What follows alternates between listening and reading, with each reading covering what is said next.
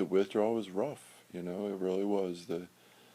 You hit that week, that day 4 to day 3 to day 5, somewhere in that area, and it starts whooping your ass really bad. And but it was different this time because I wasn't all the way off, so I was taking the 2. It was enough to keep my body from, rampant diarrhea and dehydration and the sneezing and the eyes watering and the yawning.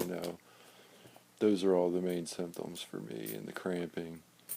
But since it was still being in my system, my body wasn't throwing a total temper tantrum. But it wasn't so slow that, I wasn't getting it done. Like, I jumped off a lot of it and still had enough to have my stomach, go to work, take care of the kids, be able to drive a car without wrecking it because my brain's so fried. And like I said, no sneezes, no teary eyes, none of that. Just, I was having the sweats and that stuff. But, honestly, you got a mental game, the sweats. The sweats will, you got to look at that like it's the junk coming out of your body. That's how your body purifies itself. It filters out the garbage through sweat in your skin. So, you got to enjoy that on a certain level. And it's hard. And, that I don't have a solution for. I really don't. I wish I did. The first 2 weeks, the first week I cut it down to 2. And it was pretty cool. Like, my body didn't throw a temper tantrum. I had all this energy. I didn't sleep. But that's okay, because, when you spend 3 years of sleep, not sleeping feels great all of a sudden. So, I was feeling really good, but I was sweating buckets. And, all the other times I've been through this, sorry. All the other times I've been through this, I mismanaged all the symptoms. This time I made it a point to manage particular things about it, and the taper was part of that. The taper was, at least it got me off most of it, and at the same time I could still function. So it wasn't that bad. And now, after the first week was over, I cut them up into 8 pieces. So it's 1 milligram a day. And I still felt fine. I basically didn't even feel the difference. Still hurting pretty bad. But I was still feeling great. I was really hyper. Was really excited about how easy it was going. And, at the same time, I was managing certain symptoms certain ways, and it was really working for me, and I was really excited. And, stuff got hard last week. It really did. It started hurting bad. And I kind of snowballed a little bit, smoked too much cigarettes, didn't eat enough, started feeling worse. And then, now I'm all the way off. And I'm on day 4 of completely off. And now it's hitting hard. And, as you can see, I can't keep my eyes open. I am sweating like a pig. I don't even want to stand up or lift my head up. I'm laid back on the couch right now talking to you. So, I figured it was a good time to make the video, because I'm sick of these people making videos and pretending it's all great and they're so strong, and then next thing you know, they're done, and they're back on them and making their relapse video, and they're all over the place. They got themselves addicted to herbs and whatever else, Alright, let me check the notes here. Yeah, so we got the backstory. I'm going to finish up here as quick as possible. I don't even know if I can upload a video this long to YouTube. Looks like I'm going to go over 20 minutes. So I guess I'll just hope and pray I can upload it. If not, we'll continue this in video number 2. I'll try and label them in order. But if, I want to talk about how I'm managing the symptoms, because I think it's the biggest win I've gotten out of all this, and I think it can really help people. One thing, everybody's side effects are different. Some people will sit here and say, "Oh, it didn't bother me. It don't bother me," and other people, they'll swear they're dying. I'm one of those, the latter. If I can't get it when I want it, it's like I go into shutdown mode and I think I'm dying, and nothing can happen in my life till I fix that problem.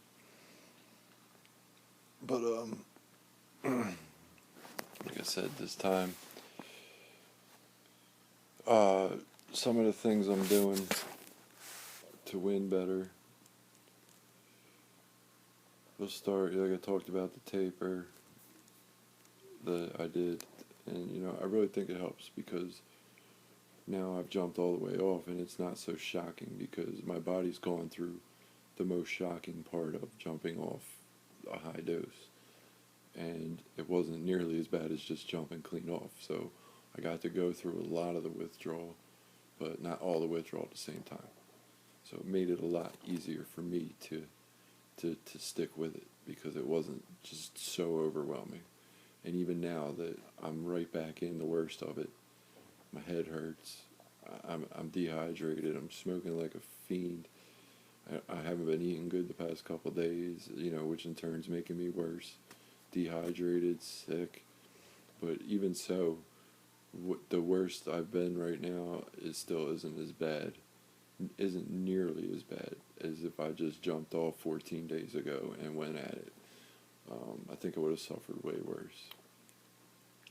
Okay, I'm going to go down the list of, the worst symptoms for me if I jump off high dose. And even, I have all these symptoms right now. Let's see. You're sweating. I already went over that one. Sweating is good. Purifies you. I couldn't even tell you how to do anything about that. But what I can tell you right now is the sweating stopped a week ago. And I don't have that sweating problem. I'm still having it when I sleep and have nightmares. That's, not being able to sleep and having frigging nightmares is the hard part of it. One buddy of mine that has big success is he takes his little chunks at night. I get up in the morning and feel like I can't face my day unless I have my Suboxone, or my, even now, up until 4 days ago, I needed that in the morning. That's just me. But, my friend, he takes his chunk at night because he needs that sleep, and I think it's a better idea if you can wait, take it at night, get a good night's sleep. My problem is it'll just keep me up all night. That's why I'm sitting here 4 in the morning making, 3, 4 in the morning making a video. Because you can't sleep when you jump off them things. It's hard. Your brains just won't shut off. And even when you do get yourself to sleep, you break out sweating and having nightmares, so you're still just stressing just as bad while you're asleep. That's, you just gotta deal with it. One thing I've figured out how to sleep is if you eat. Eating's a hard thing. But, eating the right things and stuff in your stomach, it just sends your body into sleep mode because you're weak, you're withdrawing, and your body has to spend energy to process that food. And when you don't have the energy and you jam a bunch of food down your throat, I'm going to get to that, but when you find what you can deal with and eat, it's going to make you tired. And, that's the way to sleep. Eat, eat, eat, eat.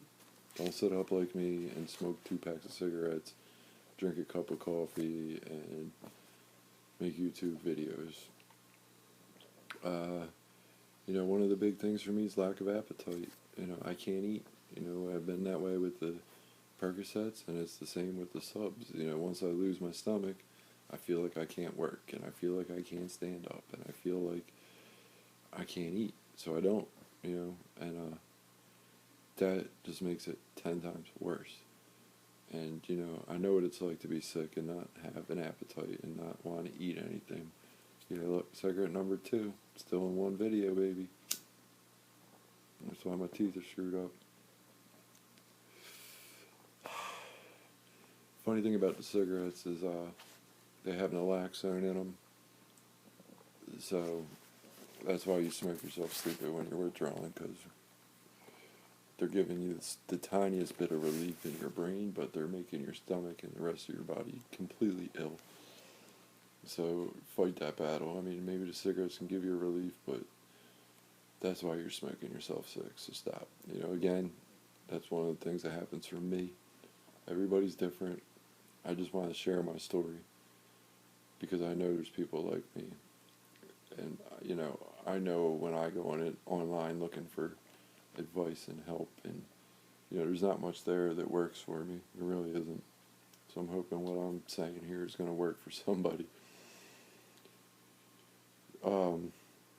Yeah, so I covered all that. Alright, so, anyway, on to... Alright, we're working on lack of appetite. Sweating can't help you. Lack of appetite. This is where I can help you because I'm the king of lack of appetite.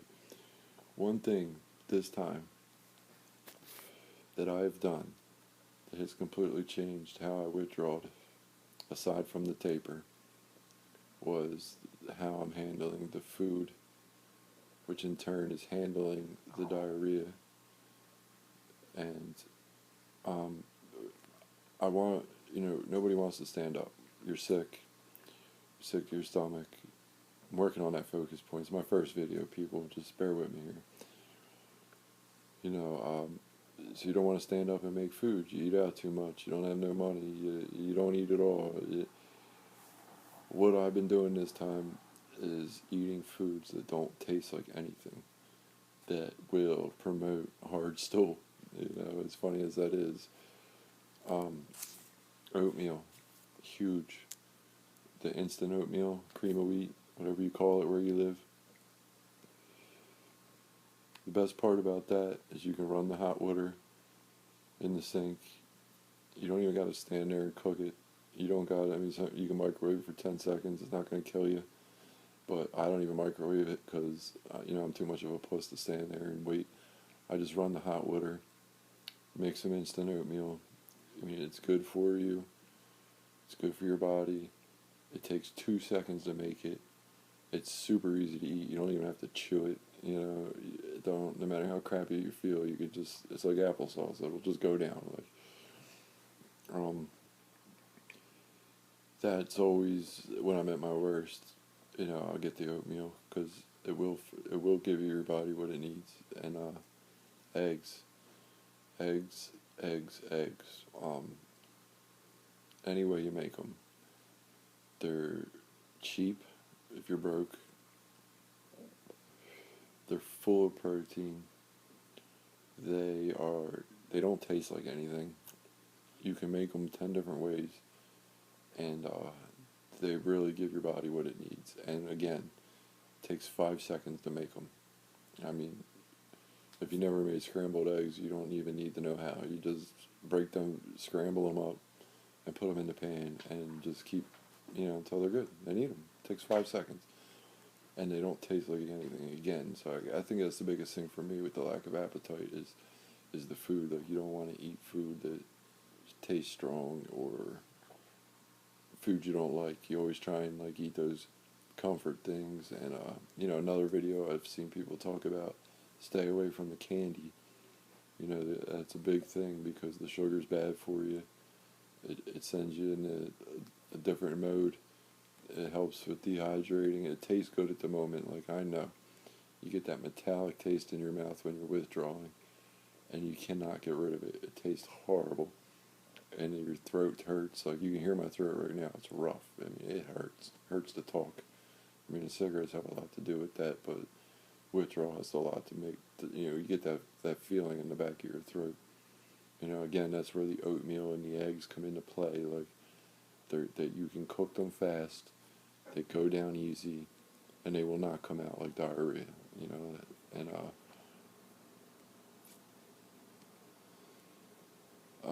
that's basically one of my big wins right now is foods that are easy to make that stop the diarrhea and give me the nutrition, and they don't really taste like anything, so you can stomach it no matter how sick you are.